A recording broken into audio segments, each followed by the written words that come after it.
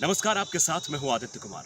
लखनऊ से एक खबर आई कि 69,000 शिक्षक भर्ती मामले को लेकर कुछ छात्र प्रोटेस्ट कर रहे हैं। वो एससीईआरटी के पास मौजूद हैं और वहां प्रदर्शन कर रहे हैं कि 22,000 छात्रों को भी इसमें चयन दिया जाए, इनको भी शामिल किया जाए। वो सरकार से लगातार मांग कर रहे हैं, सरकार से इस बात की मांग कर रहे हैं कि सरकार उनकी मांग को पूरा करे। और जो आरक्षण घोटाले की भी बात भी चर्चा हो रही है, उस पर भी वो कहीं ना कहीं बातचीत कर रहे हैं। हमारे साथ एक अभ्यर्थी हैं जो आज प्रोटेस्ट में शामिल हैं, उनसे हम बात करने की कोशिश करेंगे। उनसे जानने की कोशिश करेंगे कि आखिरकार प्रोटेस्ट में क्या कुछ चल रहा है, क्या नहीं चल रहा है। तो हमारे साथ वीरपाल जुड़ चुके हैं जो प्रोटेस्ट में शामिल है। लखनऊ में जो प्रोटेस्ट हो रहा है उसमें शामिल है। वीर, आप किन किन बातों को लेकर प्रोटेस्ट कर रहे हैं? क्या आपकी मांग है, बताइए ज़रा हमें। सर, एक तो सरकार ने जो 1,35,000 वैकेंसी करवाई है, हम्म। और सुप्रीम कोर्ट के आदेश से, हम्म। इसमें से दो पार्ट हो गए थे। हम्म। सरकार ने सुप्रीम कोर्ट ने बोल दिया कि हम्म। जो दो पार्ट होंगे, एक 68,500, दूसरी 69,000। हम्म। 68,500 में सरकार ने जो कट ऑफ लगाया, उस कट ऑफ को कुछ अभ्यर्थी पास नहीं कर पाए, जिसमें 22,000 के आसपास सीटें खाली रह गई। हम्म। उसी में कुछ आरक्षण संबंधित भी था, हम्म। जिसमें से 6,000 सरकार ने, जैसे अगर सामान्य लोग की सीटें कम रहेगी थी, हम्म। 6,000 जो सामान्य बचे थे उनको सरकार ने उसी में नियुक्ति दी। हम्म। लेकिन अब उसमें से भी जो 22,000 सीटें बची थी, हम्म। उन 22,000 सीटों को हम ये मांग कर रहे हैं कि 69,000 में जो ये जो थर्ड काउंसलिंग हो रही है, हम्म। उसमें दोबारा से काउंसलिंग जो कराएंगी सरकार, हम्म। वो थर्ड काउंसलिंग में 22,000 सीटें जोड़ दे। ये अच्छा। डिमांड है हमारी। ये डिमांड है, मतलब जो 69,000 में 6,000 बच्चे जो बचे हुए थे, उन 6,000 बच्चों की काउंसलिंग होनी है। तो आप चाह रहे हैं कि उसमें जो 58,000 जो कर रहे थे, सरकार ने पूरा क्राइटेरिया फिक्स किया था, उसमें 20,000 को भी ऐड किया जाए। हाँ, उसमें 22,000 ये जो सीटें बची हैं, उसे भी ऐड किया जाए और उसके साथ काउंसलिंग कराई जाए। फिर उसके बाद इसलिए थर्ड। हम यहाँ पे हम्म। हज़ारों लोग हैं यहाँ पे, हम्म। ये प्रदर्शन कर रहे हैं एससीईआरटी पे। हम्म। इसके और पहले भी आप जब तक इसके ये, पहले इसके पहले भी आप प्रोटेस्ट कर चुके हैं? जी सर, पहले भी किया है, हम्म। और ये अब तो लगातार जारी रहेगा जब तक सरकार हमारी मांगे नहीं मान लेती। नहीं, तो अभी तक आपको सरकार की तरफ से कोई आश्वासन मिला था, विभाग की तरफ से कोई आश्वासन मिला था? हाँ, अभी विभाग ने हमारी 10 सदस्यीय टीम बुलाई है। हम्म। हम्म। 10 सदस्यीय टीम अभी वो मीटिंग चल रही है। हम्म। हम लोग अभी बाहर बाहर वेट कर रहे हैं, हम्म। और जैसे ही मीटिंग फाइनल होती है, इसके बाद देखते हैं कि सरकार की तरफ से या फिर हम्म। अधिकारियों की तरफ से क्या रिस्पॉन्स मिलता है। हम्म। उसके बाद ही हम फिर और आगे बढ़ेंगे। चलिए, वीर, आपकी बात हम उठाते रहेंगे, आपके मुद्दे को सच उठाता रहेगा।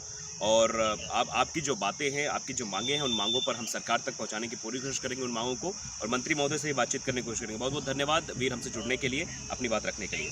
तो साफ तौर पर ये वीर पाल थे जो प्रोटेस्टर हैं, जो वहाँ पर प्रोटेस्ट कर रहे हैं। दरअसल सरकार ने ही एक हलफनामा दिया था जिसमें कहा था कि इतने पद खाली हैं, इन पर हमें शिक्षक नियुक्त करने हैं। लेकिन उसके बाद से भर्तियां कराई जानी थी, भर्तियां हुई नहीं। 69,000 आई, उसके बाद 58,000 कुछ भर्तियां आनी थी। लेकिन ये भर्तियां आपस में टाल बटोल होती रही, और 69,000 देख रहे कि अभी 6,000 बच्चों का जो मुद्दा हमने उठाया था, वो तीसरी लिस्ट अब 26 के बाद समय रखा गया है। 26 और फिर उसके बाद 30 तारीख तक कहा जा रहा है कि नियुक्ति पत्र दे दिया जाएगा। लेकिन ये समझने वाली बात है कि आपको पता है कि आपके स्कूल में अध्यापक नहीं है। कल हमने बेरोजगारी पर चर्चा की थी। हमने ये जानने की कोशिश की थी आखिरकार बच्चे सरकारी विद्यालयों में पढ़ाई क्यों नहीं होती है। जब आपको पता है कि आपके पास शिक्षकों की कमी है, तो पढ़ाई कैसे होगी? आपको आप देखिए, कल हमने चर्चा की थी शिक्षा और स्वास्थ्य। अगर दो चीज़ों पर सरकारें ध्यान नहीं दे पा रही हैं, तो देश और प्रदेश बुरी स्थिति में जा सकता है।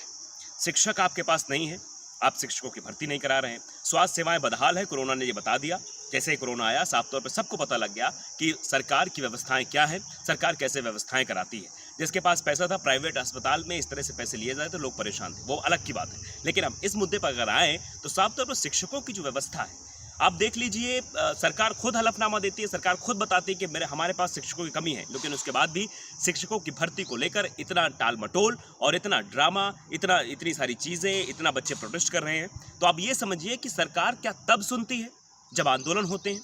बिना आंदोलन के सरकार के कानों तक जू नहीं रेंगती है कि उस पर ध्यान देना चाहिए, उस मामले पर ध्यान देना चाहिए, उन लोगों को काम करना चाहिए। और बच्चों को जो ये परेशान है, जो ये मादा रखते हैं, जो हर्ता रखते हैं, जो चाहते हैं कि वो शिक्षक बनकर बच्चों के भविष्य को सुदृढ़ बनाएं, अपने परिवार को भी चलाएं, और साफ तौर पर जो बच्चे सरकारी विद्यालयों में पढ़ने आ रहे हैं, जिनका भविष्य अंधकार में होता जा रहा है, उनके भविष्य को उज्जवल बनाए। लेकिन ये कोई सोच नहीं पा रहा है, इस पर कोई विचार नहीं कर पा रहा है। तो द सच इसी उम्मीद के साथ आपके बीच आया है। आपकी उम्मीदों पर खरा उतरने के लिए द सच आप तक सच पहुंचाएगा और आपके मुद्दों को उठाएगा। आप जिस कारण प्रोटेस्ट कर रहे हैं, मुझे नहीं लगता अगर ऐसे ही चलता रहा तो हर भर्तियों में प्रोटेस्टर ज़्यादा हो जाएंगे। मैं ये नहीं कहता कि प्रोटेस्ट करना गलत बात है, लेकिन अगर प्रोटेस्ट बिना करे ही सारी चीज़ें सही तरीके से हो जाएं तो प्रोटेस्ट करने की ज़रूरत क्या है। लेकिन ये सरकारें हैं जो सुनती नहीं हैं। जब प्रोटेस्ट होता है, जब आंदोलन होता है, तब जाके इनके कानों में जू रेंगती है। फिर ये विचार करते हैं, फिर कहते हैं हम बातचीत करेंगे, हम हल निकालेंगे, ऐसा करेंगे, वैसा करेंगे। और जब तक ऐसा कुछ नहीं होता है तब तक वो शांत चुपचाप इस पूरे माजरे को, इस पूरे मसले को देखती रहती हैं। और अगर तो अब तो ये हो गया है कि अगर आपको अपनी बात पहुंचानी है, सरकार तक पहुंचानी है और केंद्र सरकार तक, SSG का मसला आप देख ही रहे हैं कि लगातार बच्चे परेशान हैं, प्रोटेस्ट भी किया था उन लोगों ने। तो अब कहीं ना कहीं ये प्रोटेस्ट का एक रास्ता सरकार खुद देने की कोशिश कर रही है। मुझे लगता है कि ये गलत भी है। बच्चे जो प्रोटेस्ट नहीं करना चाहते वो तो चाहते हैं कि उनको आप नियुक्ति दीजिए, वो सीधे सीधे नौकरी करें और देश के भविष्य में अपना योगदान दें, देश को उज्जवल बनाने में अपना योगदान दें। लेकिन अगर ऐसा नहीं हो पा रहा है तो समस्याएं कहीं ना कहीं खड़ी हो रही हैं। दसच इस मुहिम को उठा रहा है कि जो बच्चों की मांग है उस पर आप विचार करिए, उस पर आप देखिए कि कैसे क्या हो सकता है, उसका विकल्प, उसका हल निकालने की कोशिश करिए। और बच्चे ऐसे परेशान ना हो, क्योंकि देख रहे हैं कि टेम्परेचर कैसा है, मुझे भी पसीना आ रहा है और इस टेम्परेचर में हज़ार अभ्यर्थी जो है आपके बाहर खड़े हैं, आपसे विनम्र निवेदन कर रहे हैं, प्रोटेस्ट कर रहे हैं, चिल्ला रहे हैं। तो आप समझिए उनके घर की हालत कैसी होगी, उनकी हालत कैसी होगी, उनके दिमाग में क्या चल रहा होगा, उनकी मानसिक स्थिति कैसी होगी। ये सब सरकारों को सोचना पड़ेगा और जब तक सरकार नहीं सोचेगी तब तक ये नहीं हो पाएगा। इस मसले को लेकर मंत्री महोदय से भी बात करने की कोशिश करेंगे, हम सरकार के नुमाइंदों से भी बात करने की कोशिश करेंगे कि आखिरकार आप जो है इस पर क्या करने वाले हैं, क्या विचार करने वाले हैं। इन सब चीज़ों को लेकर जो 22,000 बच्चे जो मांग कर रहे हैं, इस पर आप क्या करने वाले हैं। जब तक हमें कोई पूर्ण रूप से जानकारी नहीं मिल जाएगी तब तक हम इस मुहिम को उठाते रहेंगे और उन बच्चों के भविष्य की हम उज्ज्वल होने की कामना करते हैं, जैसे उन्हें भर्ती मिले, हम यही कामना करते हैं। इसीलिए हम इस मुद्दे को उठा रहे हैं, इसीलिए हम चाहते हैं कि बच्चे जो है परेशान ना हो, अभ्यर्थी जो है वो परेशान ना हो।